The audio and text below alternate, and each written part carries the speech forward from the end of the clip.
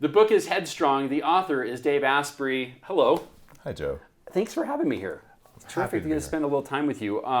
New York Times bestseller for your previous book. And tell us a little bit about that one, first of all, before we talk about the new one. My first book, The Bulletproof Diet, introduced bulletproof coffee, special coffee beans that are free of neurotoxins, grass-fed butter, and brain octane oil blended together, which has changed breakfast in America. Yeah. Last year, 48 million cups of coffee. The book hit 10 different languages and almost 500,000 copies. Wow. I've had the coffee, and I got to tell you, I'm kind of a fan. Nice. Yeah, really tasty. I kind of wondered if I was, I'm typically drinking coffee that's not so good for me. Right. And this tasted just as good, and I'm like, wait a minute. You feel the difference, right? Right? Yeah, it was impressive, I have to say.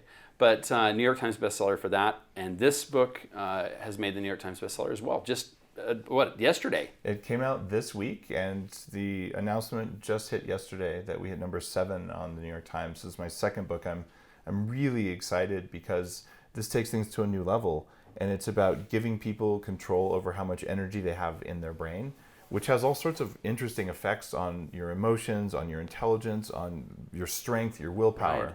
We talked about the brain as a muscle, and that's obvious that we need to exercise that muscle just like we do any others. But there are some other aspects of things that we haven't been looking at traditionally, right? Yeah. What's new in Headstrong is that it's not doing Sudoku or crossword puzzles. In fact, I don't even write about that in there. Yeah. What's interesting is that when you get right down to it, 10% of your body weight is the battery of your body. These are called mitochondria. Right. There's a quadrillion of these little cells in your body, way more than you have cells in your body, and they're responsible for listening to the environment around you and deciding how much energy you have for what. Wow. So they're making some determinations for us. They decide whether your cells live or die, whether you get cancer, whether you get Alzheimer's disease, and how much energy you have to pay attention to what you're doing right now instead of paying attention to other things.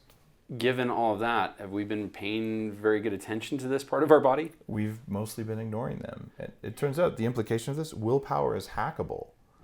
Okay, it's hackable. Yeah. Let's talk about that. So when we talk about the mitochondria and this effect and how it affects our brain and what we're thinking, what we're doing, give me the basics. Break it down for me because I'm not sure most people understand. There's a 2-week program in the book that tells you what to do. And the idea is since these little guys, they're ancient bacteria that are part of us now, they're looking at the world around you. There are things you can do that give them a signal that says get strong. And when they get strong, it's like a battery upgrade for your phone. All of a sudden you have a phone that works until 10 p.m. instead of dying at 3 p.m. the way most of us do. So just like we're wall hugging for our phone, we're doing it for us too. We are. And sometimes that is the form of, I need a Snickers bar right now. I have these massive cravings. 3:30 every day, I hit a wall. Right. That is because your energy system isn't making enough energy. So in the book, I teach you what to do about this. And one of the simple things you can do is teach the cells to be stronger. An example, something that doesn't cost any money, it's a change in habit. When you wake up in the morning, you take a shower. At the end of the shower, you turn the water to cold. Now, people listening are like, oh my God, that's horrible. It's only horrible for 4 days. After that, it doesn't even hurt. Like, it's just a normal thing. But what that does, that tells the battery in your body, you need to get stronger and be able to make heat more quickly. So you burn calories all day long after you do that, but your brain works better. How about that? Okay, so a simple little trick. Right. And this is not uncommon. We've heard this about some of the other things that we do. Ice water, drinking ice water in the morning is an important consideration too. Do you aspire to that as well? Ice water can be really good for you. These things listen to temperature. And one of the things that we learned is that the kind of water you drink really does matter. It used to be one of these sort of mystical, you have crystal power in your water things. But no, there's hard science about the fact that your cells change water to use it as part of your energy storage system. We didn't know this 5 years ago. This is brand new science. Well, I mean, when you talk about the comparison to the battery, right? The car battery, it has water in it too. So do we. So there's not a lot of differences here when you really start to think of it. We are a machine at the end of the day. We are a machine. In fact, these mitochondria are semiconductors, the same as the things in your computers. And we also found out that they're extremely light sensitive and they're dark sensitive. Okay. Which means if you want to really have a lot more energy, at night, you go through your bedroom and you tape over or unplug everything that has an LED light on it and get really good blackout curtains. You will sleep so deeply when you do this And what's happening is these mitochondria talk to each other using single photons of light. And if you have one blue LED in your bedroom, one green LED, your system's ability to tune itself at night goes away. It doesn't cost anything to do this. It's a one-time change. And all of a sudden, your quality of life and the energy you have to be you, it changes. I can't even imagine that something that small makes that big of a difference, but it does. It does. The type of lighting indoors makes a difference. I wear these glasses when I'm indoors now under fluorescent lights. I don't wear sunglasses outside, but inside, Right. fluorescent and especially LED lights, they cause damage to the mitochondria in your eyes. Macular degeneration is a huge issue now. From light, yeah, and we see that. My mom has had that problem, and that was the first thing they gave her was new sunglasses to wear. Well, they told her wear them outside. The problem is that the lights we have indoors are worse for us than sunlight. Oh my. And they also cause sugar cravings.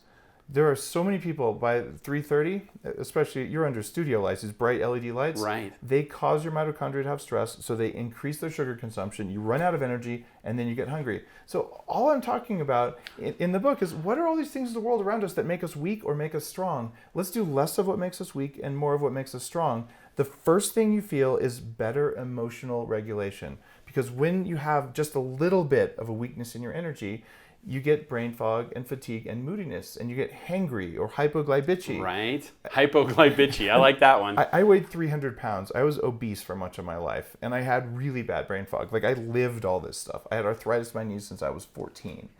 And to be able to go and reverse and change all that stuff, and to have viscerally felt it, and then realize, okay, what if my lights are doing this? What if my diet's doing this? What if the fact that I'm not eating enough fat?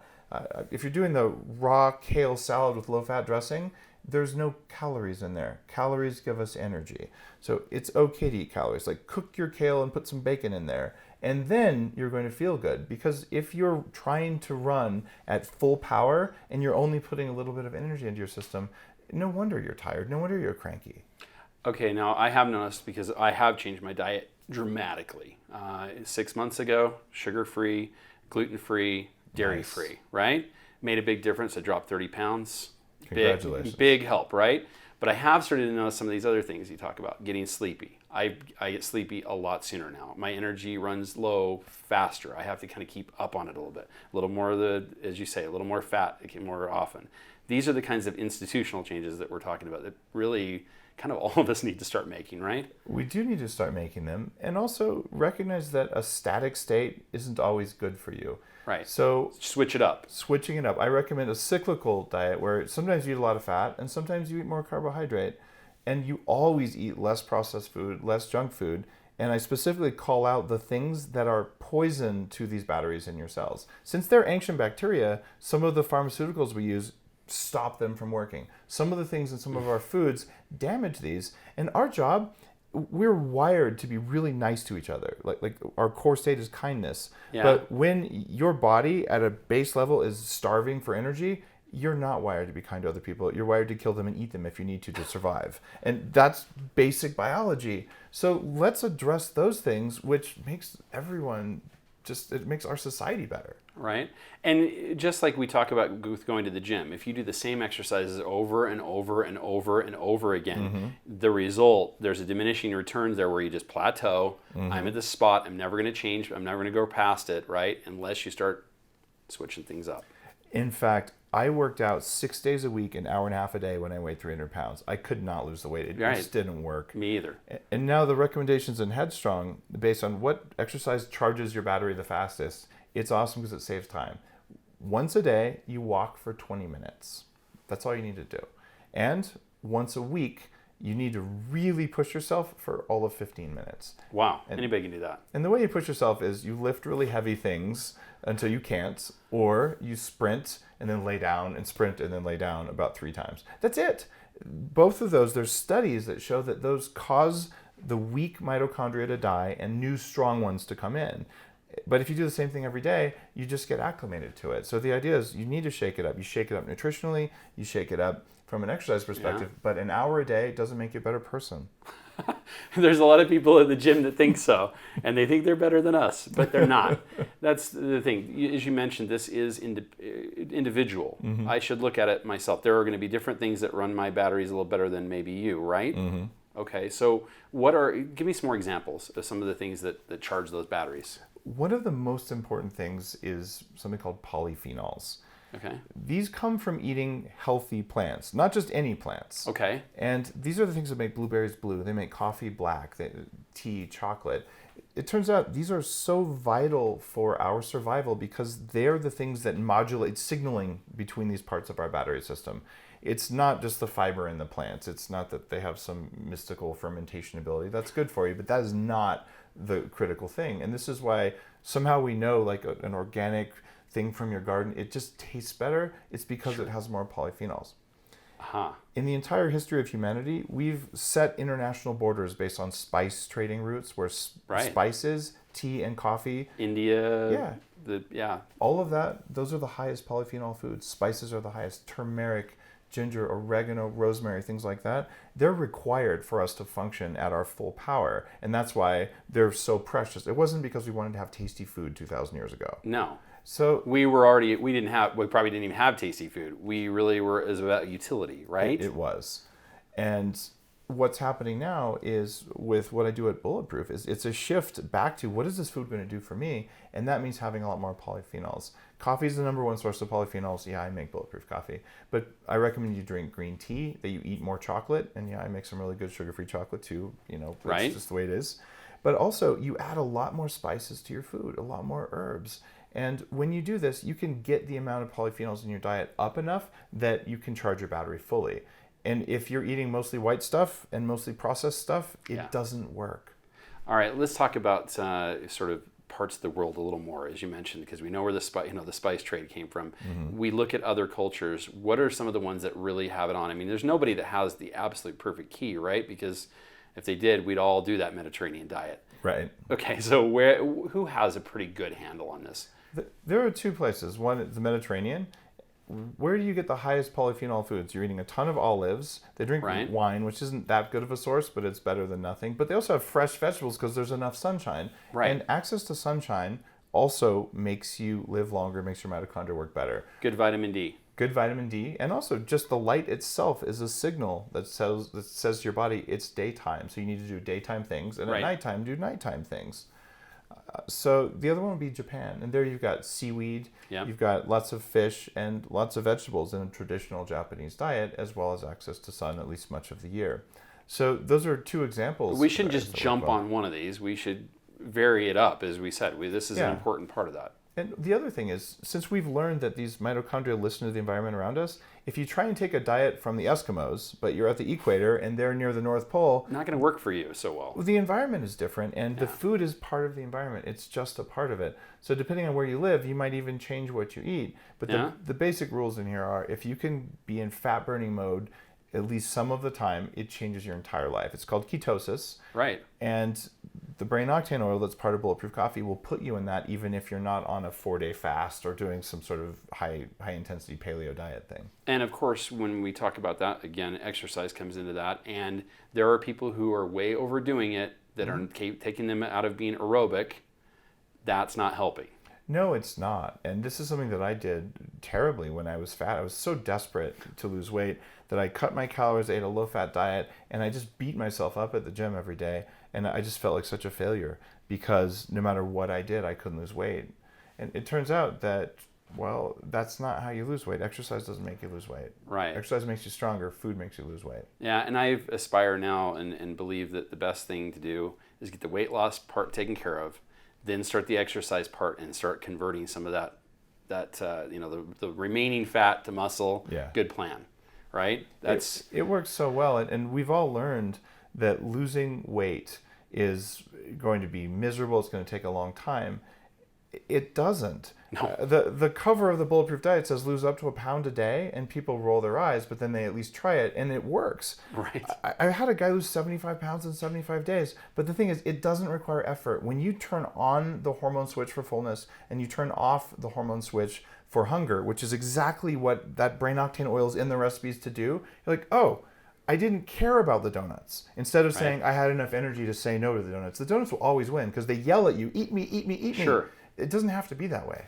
All right, well, someone made a good comment to me, and it was, what thing do you really want to be doing, right? And how important is that to you?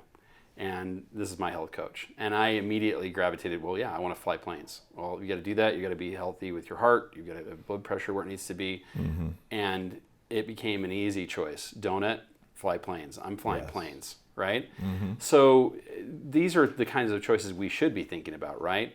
When it comes to some of the foods we choose, sure, we can eat whatever we want, but is it going to keep you from having that thing you actually do want, right? The other thing is that core craving, the desire. Right. If someone puts a plate of cookies in front of you, the cookies will call out to your battery, your mitochondria, eat me. And your mitochondria are like, oh yeah, eat that. And they're going to think that before you can rationally decide it's a bad idea. And you'll keep deciding. You'll say no to yourself. But when you say no to yourself 10 times, it's like a little kid saying, Mommy, can I? Mommy, can I? And then you're going to eat half a cookie. And then you're going to feel shame. Like, why did I give in?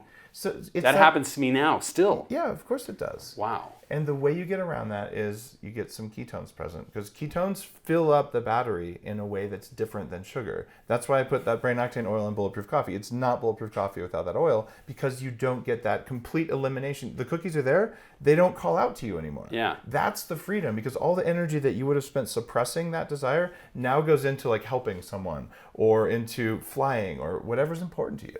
Wow. Yeah, that cookie would still look good with a regular cup of coffee. So I get how that works. That makes sense. There's a lot of other strategies in this book, right? We're going to find all kinds of ways. Are we going to find some recipes in there as well then? There are some recipes, absolutely. And part of this is, how do you get more polyphenols into your food? It makes it taste better, but also over time, when I doubled my polyphenol intake, I am more muscular, I am more focused, I am just stronger, and I'm younger.